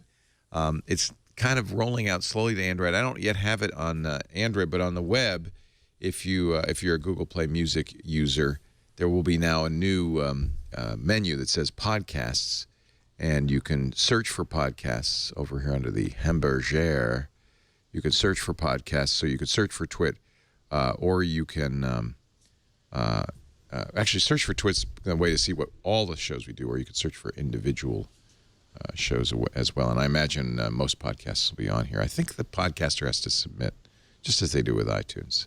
So that may be a short while before your favorite podcast is on there. They've added new features to Inbox, which I just learned about because right before the show I checked TechMeme, and so I'm not really up on this. Maybe you are more, Danny. I like Google Inbox. In fact, we finally got Jeff Jarvis to use it. He fought it for a long time. Now it will keep track of events in your inbox, and I think collate them. Yeah, it puts all the email that you have associated around a specific event together. So sometimes if you have a trip coming up, you have the individual emails coming out over a period of weeks. It'll just group them all together nicely. That's great. That's awesome. Email newsletters will have a preview, kind of rolling up all the issues into a single preview. You could store links that you want to remember with Save to Inbox. So I'm not sure. You have to get the, and I will get this, the Inbox by Gmail Chrome extension. And then now, I guess in Chrome, I can save it to my email. I don't understand. It becomes an option in the share function on both Android and iOS. When you say just hit the share, you can plug it in there so that, like saving a link or because Chrome has been missing this email link forever, right? Every other browser, you just email a link. It doesn't seem like you can do that on Chrome unless I'm missing something. So now you add the Inbox extension. So what? It's just going to save it to my inbox? Yeah, it'll create an item in the inbox. I love that because I use Inbox for everything. Any sort of information I want to retain, I just throw in an inbox and deal with it later. So that works great for me. So and it also has another entry, share via email. So hallelujah, they finally added that. You'd think that would be a fundamental browser capability, but they finally added that. Google Fiber wants to beam wireless internet to your home, according to Recode. I guess this means, it makes sense because laying fiber is very costly. It was estimated that Verizon spent $5,000 per subscriber to give them Fios. So now it's looking at wireless high-speed internet, solving that expensive last mile problem. I'll take it. Just point it my way. Point the beam at me. Let's see. Google claims YouTube ads are more effective than TV. Okay. The TV people disagree. I think some might disagree, but okay. Kevin Marks said this happened to him. The Marshmallow 6.01 update is bricking some people's Nexus 6s. So if you have an older Nexus 6, be careful about the April security patch. That's an over-the-air update. They don't build them security patches, but that's what they are. That's going to brick my Nexus 6? Be careful. It does some, and it bricked Kevin Marks' Nexus 6. How do I be careful? Do I just... Don't take it. Don't take it. They do give you a chance. It's not an automatic install. There is a way to recover, according to somebody named Techno Bill. I trust him implicitly. Oh, yeah. Which means you have to put the Android N beta on your Nexus 6. Check developer options. I don't know. It's complicated. So I should just wait until that goes away and they unpush it. I bet it's gone by now. All right. But I wouldn't wait. I would still wait. I only update it like every 3 months or so. Anyway. Whenever, you know what? I see an Android update, I do it. I jump up and down. I think, oh, maybe I'm getting nut roll. I don't know. I just get excited. I just can't wait. YouTube has rolled out support for 360-degree live streams, plus, and I think this is very important, spatial audio. So they've always had 360-degree videos, but this will be live now. Now, I don't know if you have hardware to do that. The cameras that do live 360-degree video are few and far between. So yeah, this is like 8K video. Yeah, it's like they can support it, but who's going to do it? Where is it, and how do you watch it, and where do you do? The other thing that'll be challenging too is that you have to be so careful with the 360 video. Like if you're like the first one I shot, I'm holding my thing up like this, right? And they realize, oh great, this whole back part It's just my your face, head. right? Yeah. So, Yeah. you know, like what they were showing in their thing. Yeah, that's cool, but you know, I suppose you know, I don't know. It's 360. It's awesome. The 360 audio, though, I think is going to be a critical feature. And again, this requires hardware that has microphones in every direction. But that's kind of what you want. If you're looking over there, the sound should move, right? Yeah. So that's going to be a big deal. Again, I don't know what kind of hardware you're going to have to do it, but I suppose it's coming along. The Ozo, which is Nokia's camera, we were playing with that earlier. We made a couple of Ozo videos in the new screensavers and MacBreak Weekly with Alex Lindsay, who had one on loan. He actually, I think he has 3 Ozos at the NAB show. He's recording 3 360-degree cameras, one of them on a moving jib. I don't, but they're $60,000 each. The problem is they're not live streaming. This is the video. It took him a week to generate this 10-minute video because it's 4 hours per minute of video to stitch it. 4 hours of processing for every minute of video you shoot. And you see, it doesn't even look all that good. But that just changes everything. Why? Oh, you're being sarcastic. Okay. Yeah. Especially when you get it sent to you by your chatbot. Yeah. Look. I think we've got it. We've got it all covered. Anything else you guys want to? There was an interesting article about Magic Leap in Wired, but as Nilay Patel writes in The Verge in a critique of it, they didn't really ask the important questions in the Wired. It was a interesting profile, but here's the 5 burning questions Nilay Patel would like to know. What the hell is it? It didn't answer anything. It didn't. It was mostly like a press release. Magic Leak, and it was like it just works. It was a nice article about what's going on with and VR. Kevin Kelly, who wrote it, is great, and I love him. Yeah, no, but I did not get inside Magic Leap. Like I don't even think somebody said we don't even see what the headset is. We still don't. In fact, this is the picture they showed. Is a guy staring into a obviously prototype device with lots of glowing wires coming out of it. As a nice article about, hey, VR is growing and maybe this will finally be the time that it makes it, unlike this article that could have come straight out of the 1990s that talked about, I mean, it literally could have been a 1990s article about how VR was someday.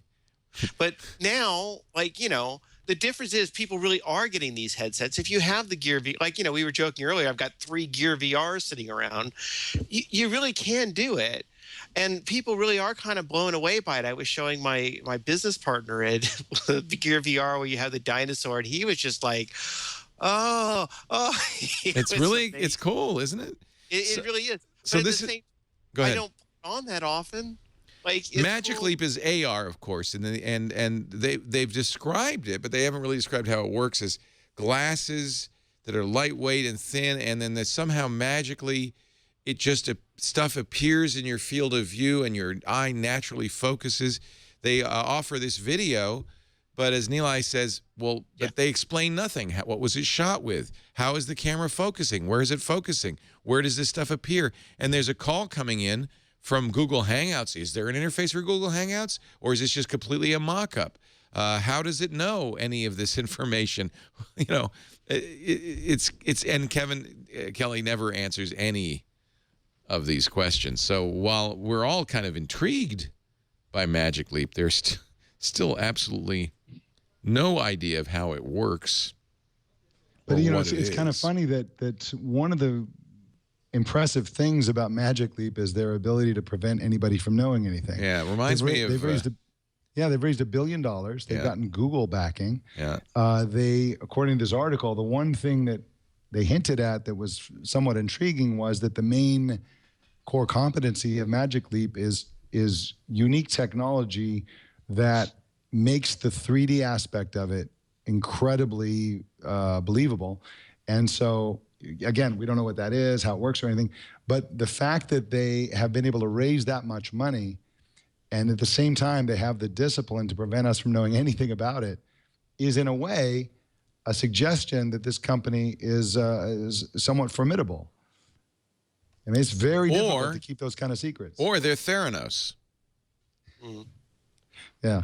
I mean, you know, given the history of the world, the latter is more likely than the former, to be honest with you. I'm not casting aspersions, but at some point you're going to have show this technology to somebody, and it's going to have to be real. Everything we've seen, I think, is fake. Well, I mean, the same goes for to a certain extent for Microsoft HoloLens. But no, because if people have tried it on and it works, and you see what you see, it's disappointing, but it's real. Exactly. Yeah. I mean, at least to Microsoft's credit, they're letting people buy them and try them on and use them, and so that exists much as Oculus Rift exists. I'm not convinced that Magic Leap exists. Maybe you just read an article that was inside Magic Leap, so what questions could you have? Well, you know, my son told me about a bottle that some Austrian inventors have created that pulls water out of the air and fills itself up. It's a magically refilling water bottle in an hour. Even in the desert, it will fill itself up with water. And I said, well, you know, you read this stuff, you see these Kickstarter. It's like a crowdfunded campaign. You say, you got to really think, is that possible? Do they have one? Does it work? I'm still a little skeptical. I mean, I would love Magic Leap to be real. I will be the first to buy one. Yeah. Burr Feinstein, we all talked about it. One. Plus, sea monkeys dance to music. Yeah, and they do. They're real. They're alive. You know, maybe that's it. I bought too many things from the back of comic books to believe any of this stuff anymore. I bought X-ray glasses. I bought a submarine. Submarine. Didn't really work. I never got the plans for my hovercraft. Okay. Do you want to talk about the UC Davis article in New York Times? You're quoted, Danny Sullivan. UC Davis, as everyone knows and remembers well, that was the New York Times complaining about my ad blocker. As many of you remember well, UC Davis, very famously in 2011, campus cops pepper sprayed students, nonviolent sit-down protesters. And actually, if you watch the video, it's just horrific. Unfortunately, when you do a search, unfortunately for UC Davis, for the chancellor's name or UC Davis, you get this video. UC Davis didn't like that. They spent $175. Look at this guy. They're just spraying him. Like, anyway, trying to bury this video. They hired a company, Nevins and Associates. This is like reputation management, right, Danny? Yeah, I mean, there's nothing unusual about this other than it was by a public university with spending public a lot funds. of public money and not actually doing it well. So, you know, for like, we didn't even write an article on it because this was like so commonplace, but you know, it definitely got attention out there. It's reputation management, it's SEO, but very specialized SEO. The problem in this case is, first of all, they didn't, like, if you read the contract, I think I was described as saying I found it laughable. The contract didn't describe what it was they were trying to fix, like improve things. Improve what? It didn't say that when you search for UC Davis, you were actually getting this stuff, or when you're searching for the chancellor's name. And in fact, the day the article ran about their attempts all those years later, those results were very clean. You know, years had passed, literally years had passed at this point, and it wasn't coming up that way. But the contract talked about trying to somehow get rid of all the results, which you were never going to be able to do. It is totally a case that a lot of reputation management companies will try to bring in new content that kind of pushes down the older content. But some of the older content, and maybe it's negative content, may disappear on its own anyway. But overall, it was a lot of money that they spent without any specifics of specific measurables about what they were getting. There was nothing like, and here's how we're going to prove that this actually worked, and if it didn't work, you're going to get your money back, or even kind of like, we can try this stuff, but it's not necessarily going to help. So after that learning experience, they decided to spend even more money with a second firm after working with the first firm for a year, not getting the results, and spend more money with the second firm, which may or may not have done anything different either. And then, of course, the whole thing comes out, and so now they get even more negative publicity off of what they were trying to bury in the first place, the whole Streisand effect that, as it's known or whatever. They'd have been better off really just trying to, I don't know. I mean, one of the things they actually could have done is just dealt with the problem, right? Owned it, said, this is what happened at our campus. We're working to make sure it doesn't happen again, and, go on with it from there. Yeah, but yeah. That's the way to deal with all of this, is to deal with the right to be forgotten and all of that. You can't delete history unless you win. If you win the war, then you can do whatever you want. In the EU, you can. In the EU, you can. But so these are, just to make this clear, because I think a lot of people hear about this. Then I don't do ads for, but there are a lot of radio ads for companies that do reputation management. What they do, they mention a low price thing that does absolutely nothing. Then for a significant amount of money, like $10,000 a month, they will generate a ton of content, kind of just stupid, meaningless content with your name attached, so that when people do a search, that content supposedly will rise to the top of search results. But you're saying, Danny, it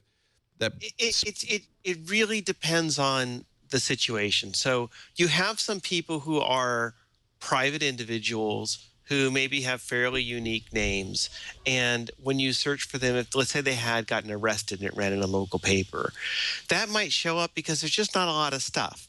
So if they go through and they create a Facebook account and a Twitter account and a LinkedIn account and all this other stuff, Google tends to favor returning, if you will, brand pages, your personal pages, and it may be enough to knock that stuff down. And then they could go through and create lots of other content. And yeah, for that private person, it might be effective.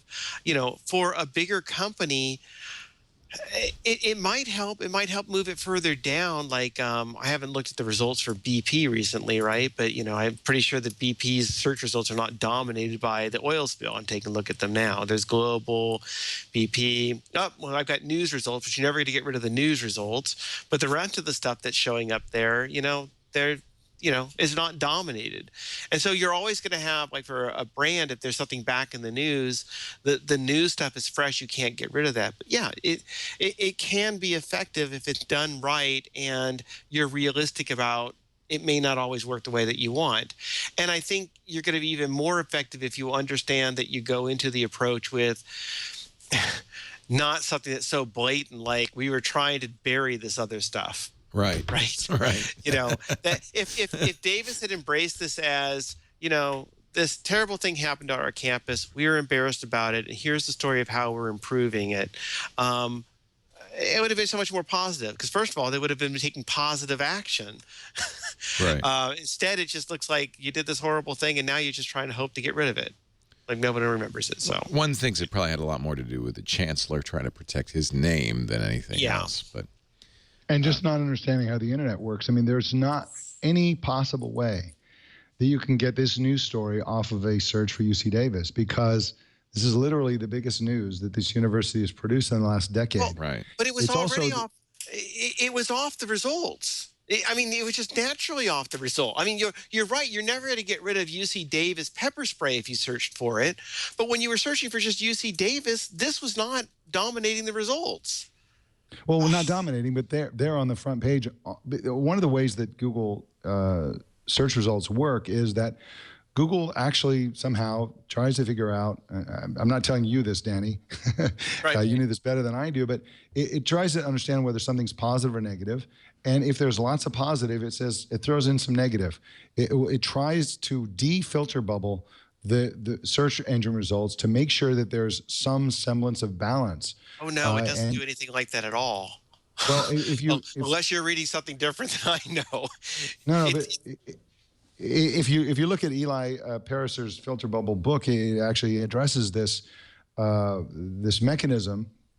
It was one of Google's defenses against the filter bubble thing. The other one is that Google claims that they don't filter search results; they only rank them. But if for example, I think this goes for all of us. Like, let's say, Danny Sullivan is a beloved figure in technology journalism. Vast majority of things that people say about Danny Sullivan are very, very positive. And if a tiny minority of people say something negative, those are going to get an unusually high ranking in Google searches because they're negative and because so much else of it is positive. Ooh, that's not good. Well, I mean, it goes for Leo Laporte and Mike Elgan as well. If it tries to almost artificially balance positive against negative so that results can't be padded like you. Is it really doing that? I don't think it's doing that. And it's been a while since I've read Eli's book, but I don't think it's trying to do that. And there's all sorts of bad things, because if it was trying to do sentiment analysis of the different search results and then it said, hey, but let's just throw in some bad stuff, anybody could just make up bad stuff. You know, it's really my understanding of the balance that it's trying to do. It tends to be more like to show a variety of results. Variety of sources as opposed to variety of things. Sentiments. But you know, if you could just go back and look at this, like you can do the search for UC Davis now, and before the story broke, it wasn't there. I mean, I remember looking the day the story came out, and I looked, and there was nothing there. It was like the Wikipedia page, the Facebook page, the athletic site.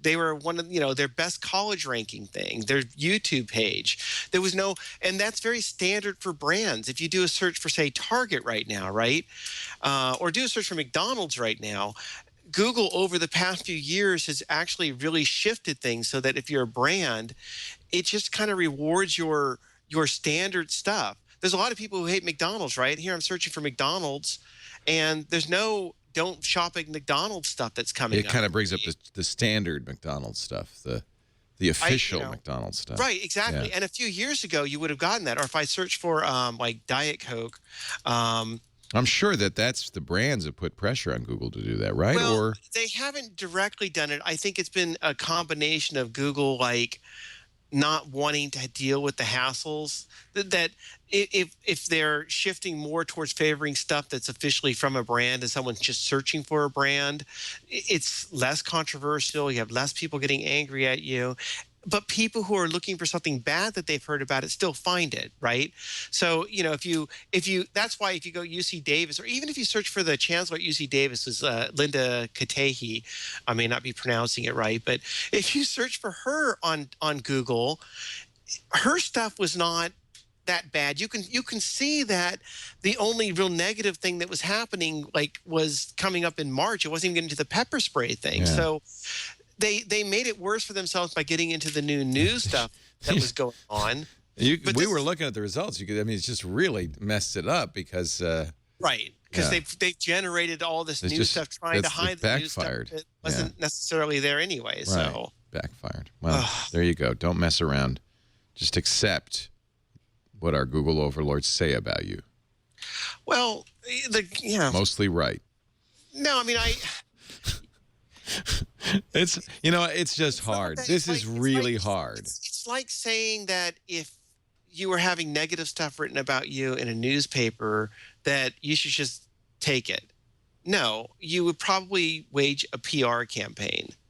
But there's a difference between waging a good PR campaign that has underlying it real change and good PR. That's the way to do it. Versus just a bad PR campaign. And in fact, the UC Davis did a lot. They did an investigation. They put the officer on leave. I don't know if they ultimately fired him, but they did stuff. That's what you want to promote, not try to bury the story entirely. That's a mistake.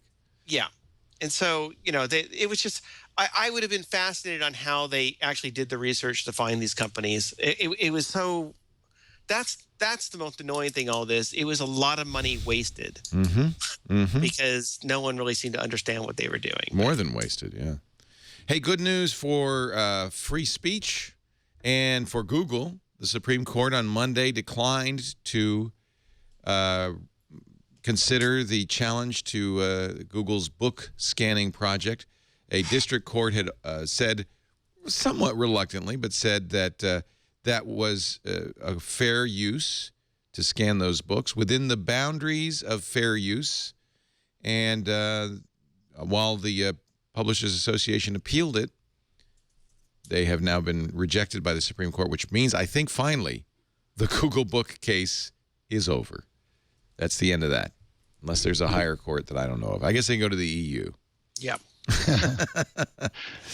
We're going to take a break and come back with our final picks or tips or whatever. It's so great to have you, Mike Elgan from Mexico, off his jaunts through Cuba. Great to be here. Yeah, really appreciate it. And I love it that even though Mike is traveling about as light as you can with just a couple of backpacks, he packed a PR40 microphone with him, which weighs, it's not an inconsiderable amount. I mean, it's heavier than your laptop probably. Did you bring a laptop? Is an arm. Oh yes, I did definitely. I brought a laptop.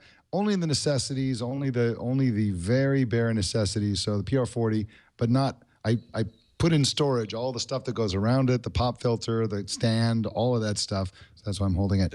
But you got to have the PR40. I'm so glad you brought it. I really am. Thank you. And of course, the interface that makes it possible to use that with Skype. So that's exactly. Yeah. Danny Sullivan also here. We always love Danny's insights. There's probably nobody who better understands how Google works. He is, of course, the founder of SearchEngineLand.com. What is it? Marketing Engine Land? SearchEngineLand.com, which is all the search engine and search marketing advice and reporting. And then Marketing Land is our general one about digital marketing. Yeah, both excellent sites. And Danny is just a great guy to have. We're going to come back with final words in a moment. But first, a word from Harry's. And if you're traveling, you ought to bring your Harry's with you. The bestest blades come directly to your door. And the reason I always bring my Harry's is because I have this great travel cover that you put your Harry's in. Oops, detached the blade. And then you put your Harry's in there, and you put that in your shaving kit or your DOP kit, and now you've got it safely ensconced. Harry's bought the factory that makes these fine blades, and they sell them to you at about half the price of the drugstore blades. Every bit as good a shave, of course. And they will send them to you automatically on a schedule with subscription. They ask you how often you shave, and then they decide how often to send you new blades, new shave foam or shave cream. I like the cream, but a lot of people like the foaming gel. Either way, you're going to get a fantastic shave for a fraction of the price. We just love Harry's. When I discovered Harry's, that was it. It was over for me. And I now have the Harry's Winston, the beautiful metal handles, the copper Winston. I got the winter Winston I got last Christmas. I have, of course, these nice Harry Trumans. They're great. Harry's are the best. So why pay $32 for 8 blades when you can get them for half the price, direct from the factory? There's the German factory where they make them, designed for precision. And you can deliver it right to your door. We even have a special deal. They're so confident you're going to love your new Harry's shave for a limited time. You could try it for free when you sign up for a shave plan. You'll just pay $3 shipping. You'll get a beautifully crafted razor handle, 5-blade cartridge, foaming shave gel, the travel cover, $3, yours today. But here's how you do it. Go to harrys.com/twig. harrys.com/twig. You know, they say a well-groomed man is a handsome man. They see your face and they know you're honest. You have nothing to hide. And you don't want to cut it up and scratch it up with a bad blade. Get a fresh blade when you need one. harrys.com/twig. Just $3 for that free Harry's kit, just for the shipping. Usually we end the show with a tip or an idea. Mike has a tip for you. I'm going to pass along Jeff's number, which is that Instagram is on track for $3.2 billion in revenue. Instagram, of course, owned by Facebook. But this is, and when they bought it for $1 billion, everybody thought, oh, man, that is overpriced. Nowadays, you know, $1 billion for an app, that's nothing. What was it? WhatsApp cost $22 billion. And you know what? They got a good deal. Facebook got a good deal. Instagram, $3.2 billion in revenue next year. And that's pretty impressive. And almost 1 billion users. Maybe even more impressive. So it's on track to earn 3 Instagrams worth of Instagrams. Yeah, that's a good return. Yeah, that's a good return. Mike, do you have a number of your own? I think. I don't think he can hear us. He's just silently, Mike. It looks like he's drinking a champagne bottle there for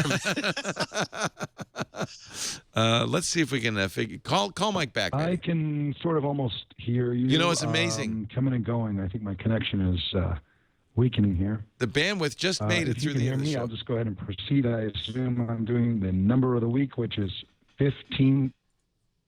All right, well, that's all we needed. 15. The number of the week is 15. Thank you very much, everybody. It's like 42. What's the question? I kind of know.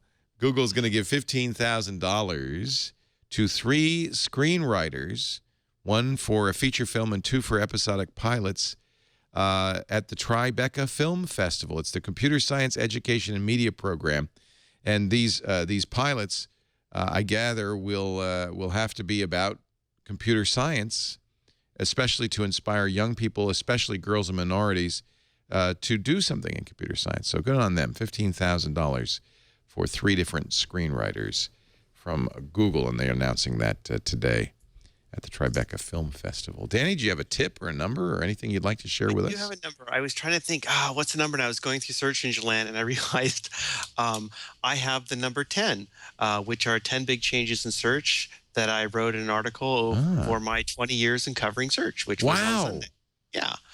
20 years last Sunday? 20 years was, yes. So I've been covering search for 20 years Congratulations. now. Thank you very much. So I kind of did, it wasn't really a retrospective. I just tried to go back and look through, and I was looking for some number to go with 20. So I thought we'll do 10 because I can't come up with 20 big changes. So, I wrote this article, and it goes through, kind of the revolution that search has been that I think people don't really take into account, this revolution of Google itself. And, as you know, remember, Leo, we used to use open text or InfoSeek or web crawler. Oh, my God. And kids today have no idea. They've just grown up in a small Google world. So that was one of the other revolutions. I talked about the idea of Google becoming a destination, which is a significant change from when it was just a search engine. And there's some issues that go along with that. And the idea that our phones are like search phones more than smartphones, and what a big change that's been in terms of how we have this always on searching, and we can look for stuff wherever we want. Huge. Did a big thing where I talked about the death of 10 blue links that some people will call hearing about. And I've got this giant side-by-side where I'm showing you like Google from 2002 versus what you get today. And look at the change. Wow. It's like, it's all text, and now it's like, here's some apps, here's some images. Here's a carousel. Spin through. I talk about some of the bots and where that may be going. This is all new stuff that's coming in there, as well as the idea of machine learning. And then the idea, and this is the part that always fascinates me, is how search is interacted with society, where we Google each other. That my opening to this section was like, who would have thought that when we've had these tools that emerged to let you find anything, that 20 years later we would get laws about how you should be forcing them to forget what they know, right? Well, I mean, that's one of the huge impacts that we've had that's come off of search with it from there. So talk about search society stuff, the big change with search marketers, and then just at the end, kind of I don't know if it's so much of a trend, it's just so much of saying, gosh, this stuff, search is this magical gadget, if you will. It is this kind of rocket science that happens. We just take it for granted, just like we do the internet. Tesla, brings out their new phone. Sorry, Tesla. It's all mixed up. I had Tesla. It is all mixed up, though. That's the truth of it. But, the SpaceX launches their rocket and brings it back down to Earth, and we're all gripped by that virally. Apple launches a new phone, and we line up and go out and buy that. I'm like, ooh, now it's got 3D touch. Right. We never really kind of do that about the latest search features because they continue to be this evolution, and yet they're these amazing gadgets. So, that was sort of like, wow, the big trend is you've taken this magical thing and it's just every day. But there's a lot of work and a lot of stuff that goes on behind the scenes for the people who make all that happen to make it so routine. And so, that was it. Great article. 10 big changes with search engines over my 20 years of covering them, from Danny Sullivan. And boy, there's nobody better to write that article. And I'm glad you do remind us of what an amazing world we live in. I mean, that Mike started out by talking about how deprived people in Cuba are, if for no other reason, because they don't have access to the internet. We take it for granted, but it really has changed our lives. I didn't realize you've been doing this for 20 years. Yeah, it was. I tweeted the thing this was on Sunday night, I think it was. You'd have to go back in my tweets to find it, but I showed a little screenshot of the first thing I wrote. But I, had been a newspaper journalist in, after college through about the beginning of '95, and then went to work with a friend of mine to do web development.